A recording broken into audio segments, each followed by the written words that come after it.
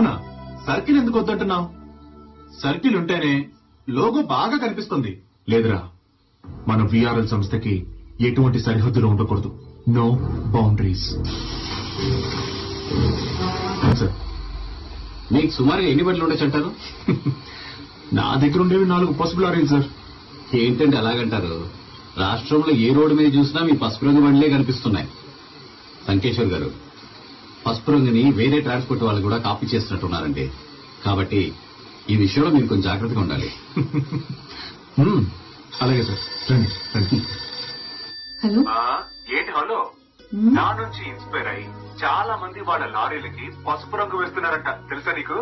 ఇప్పుడు అర్థమైందా? నా స్ట్రాటజీ ఎప్పుడూ ఫెయిల్ అవదు. ఆ రోజు చెప్పానుగా, పసుపు రంగు ఖచ్చితంగా హైలైట్ అయి తీరుతుందని. ఇది చెప్పడానికి ఫోన్ చేశారా? అర్థమైందిలేండి, మీ పేరులోనే విజయం ఉంది.